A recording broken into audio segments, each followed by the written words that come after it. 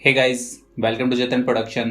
तो आज हम बात करते हैं HTML आईडी के बारे में। तो HTML आईडी क्या करता है कि बेसिकली एक एट्रीब्यूट होता है जो कि हर HTML एलिमेंट का यूनिक होता है। ओके, यूनिक आईडी होती है उसके पास, और आप एक से ज़्यादा एलिमेंट में एक ही आईडी को यूज़ नहीं कर सकते। ओके, तो हम एट्रीब्यूट आईडी का यूज़ क्यों करते हैं? तो हम एक एट्रीब्यूट को स्पेसिफाई करने के लिए, HTML एलिमेंट होता है उसको स्पेसिफाई करने के लिए हम आईडी एट्रीब्यूट का यूज़ कर सकते हैं। ओके, और जैसा कि पहले बताया कि ये एक यूनिक होता है और आप इसमें कोई भी स्टाइल वगैरह डिक्लेरेशन वगैरह कर सकते हैं, और यदि आपको जावा स्क्रिप्ट में इसे एक्सेस करना है या मैनिपुलेट करना है एलिमेंट को, तो वो भी आप आईडी की मदद से कर सकते हैं। और इसका सिंटैक्स होता है जो कि CSS के लिए होता है, जो कि अभी आपकी स्क्रीन पर दिख रहा है। ओके, तो हम एक बार एग्जांपल से समझ लेते हैं कि फाइनली वर्क कैसे करती है। तो सबसे पहले हम अपना कोड लिखते हैं। तो हमने एक फाइल बनाई है html_id.html से। तो यहाँ पर HTML लिख दिया और इसके बाद हमने यहाँ पे h1 टैग दे दिया। h1 के अंदर हमने आईडी दी और आईडी को रख दिया, आईडी हेडर है तो फिर मैं इसे उसी नाम से रखूँगा, my header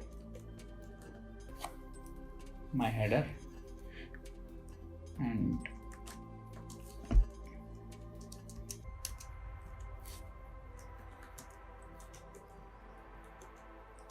header and h1 tag को बंद कर दिया। अब हम इसको CSS के थ्रू यूज़ करते हैं। तो CSS के थ्रू कैसे यूज़ करेंगे?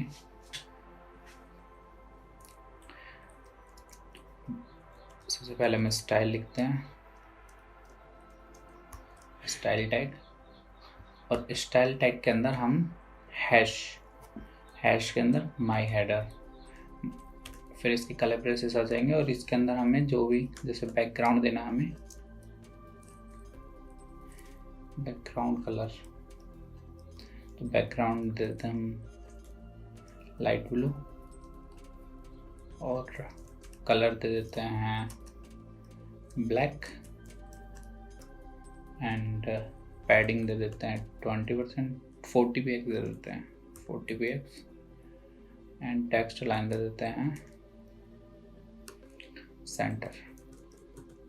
ओके, तो ये हमारा कोड हो चुका है। चलिए इसे एक बार रन करके देख लेते हैं।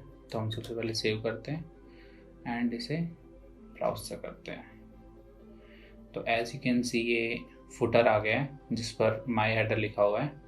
तो आप यहाँ से CSS प्रॉपर्टी में चेंज करेंगे, वो चीज़ें चेंज हो जाएगी यहाँ पर। ओके, अब हम देखते हैं क्लास और आईडी में क्या डिफरेंस होता है। तो सबसे बड़ा डिफरेंस तो यही होता है क्लास और आईडी में कि क्लास होती है उसे आप मल्टीपल एलिमेंट्स एक्सेस कर सकते हैं, लेकिन आईडी को सिर्फ यूनिक कर सकता है। तो वो देख लेते हैं और इनका सिंटैक्स देख लेते हैं एक बार कि सिंटैक्स कैसा होता है क्लास और आईडी का। तो चलिए, तो मेरे पास HTML क्लास नाम से है, पर कोई नहीं, हम इसी में ही कोड करते हैं। तो यहाँ पर मैंने एक हेडिंग ले ली, H2 ले लेता हूँ, और H2 के अंदर क्लास के अंदर हम लिख देते हैं सिटी के अंदर हम लिख देते हैं अलवर एंड यहाँ पर बंद कर दिया। एंड नेक्स्ट हम ओपन करते हैं P एंड हम यहाँ पर लिख देते हैं this is a paragraph, this is a paragraph, हमने बंद कर दिया। नाउ हमने क्लास और दोनों को ले लिया। अब मुझे क्लास के लिए CSS प्रॉपर्टी लिखनी है। तो क्लास के लिए कैसे लिखते थे? डॉट यूज़ करेंगे और क्लास नेम, तो सिटी, यहाँ पर सिटी कलर ब्रेसेस एंड हम इसके अंदर कोड लिखेंगे। तो बैकग्राउंड कलर दे देता हूँ मैं टमाटो, हम सबका फेवरेट। कलर दे देता हूँ मैं वाइट एंड पैडिंग दे देता हूँ 20 px, चलो यहाँ पे 20 दे देते हैं, ठीक है। अब सेव करते हैं और रन करते हैं। तो ऐसा देख सकते हैं आप कि यहाँ पर क्लास ही चेंज हो गई। तो क्लास और इसमें मतलब क्या हुआ कि यदि दोनों ही ये एक पे वर्क कर रहे हैं, तो हम एक बार इसे कॉपी कर लेते हैं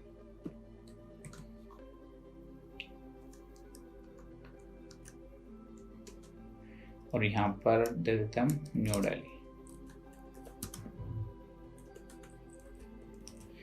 दिल्ली। अब सेव करते हैं और रन करते हैं। तो आप देख सकते हैं ये दोनों पे वर्क कर रही है और दोनों के अंदर क्लास सेम है। तो आई होप आपको दोनों के बीच का मतलब समझ में आया होगा कि दोनों को सिंटैक्स को कैसे लिखते हैं। CSS के अंदर कॉल कराते हैं तब डॉट से यूज़ करते हैं और आईडी के लिए हैश का यूज़ करते हैं। तो अभी हम बुकमार्क्स के लिए देखते हैं।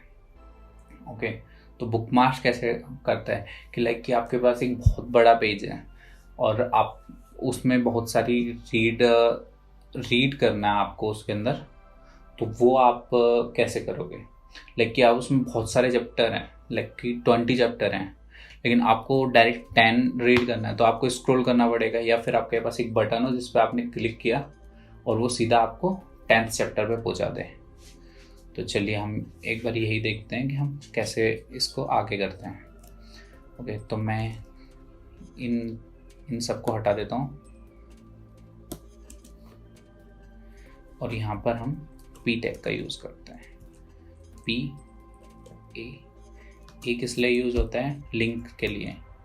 href के अंदर हम अभी यहाँ पर हैश रख रहे हैं ताकि कुछ और नहीं करना, और यहाँ पर डाल देते हैं हम गो टू चैप्टर 10 और यहाँ पर ए टैग को 1 किया और यहाँ पर पी टैग को 1 किया। अब H1 हेडिंग ले लिए, एक H2 ले लेते हैं, वो थोड़ी छोटी होती है। H2 और H2 के अंदर चैप्टर 1 और P और this is blah blah blah। Okay, तो यहाँ पर हमने ये दे दिया। तो अब हम इसे कॉपी कर लेते हैं। पहले मैं एक बार CSS को यहाँ से हटा देता हूँ, अभी CS का कोई काम नहीं है।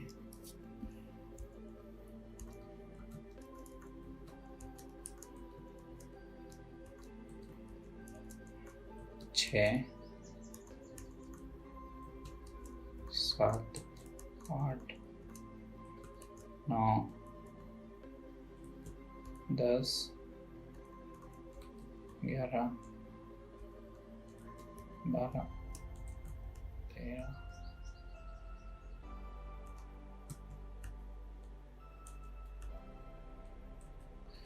चलिए ठीक है। तो अब हम यहाँ पे नंबरिंग कर देते हैं 3 4 5 6 7 8 9 10 11 12 13 14 15 एंड 16। तो ओके, हमने 16 ले लिए। अब हम देखते हैं कि हमें 10 पे लगाना है। तो 10 के लिए हम सबसे पहले ID इक्वल टू हो जाएगी #C4।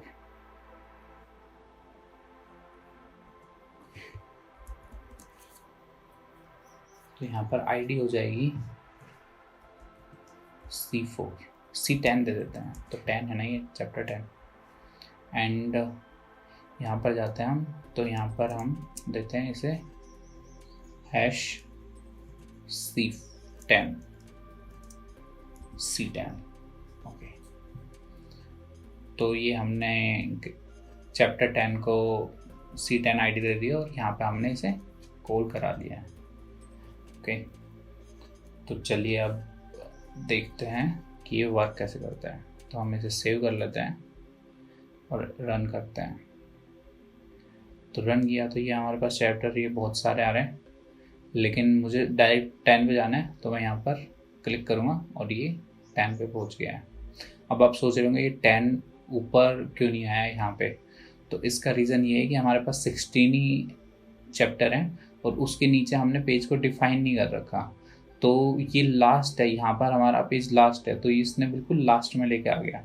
इफ यदि मैं इसको 8 की जगह लिखता तो ये 8 बिल्कुल ऊपर आता। चाहे मैं आपको दिखा देता हूँ। तो हम यहाँ पर ID equal to C8 and यहाँ पर भी हम C8 कर देते हैं और इसे भी 8। ठीक है, अब हम सेव करते हैं और रन करते हैं। ओके, तो यहाँ पर गो टू चैप्टर 8 आ रहे हैं। तो जैसे ही मैं इस पर क्लिक करूँगा ये चैप्टर 8 ऊपर आ जाएगा। आई होप कि आपको ये वीडियो समझ में आई होगी। इफ़ यदि आपको कहीं पे भी कुछ भी प्रॉब्लम आती है तो हमारे कमेंट सेक्शन में पूछ सकते हैं, या फिर आप हमारा इंस्टाग्राम पेज फॉलो कर सकते हैं जतिन प्रोडक्शन। वहाँ पर भी हम अमेजिंग कंटेंट डालते हैं। एंड आपको ये वीडियो पसंद आई तो please like, share and subscribe. Thank you.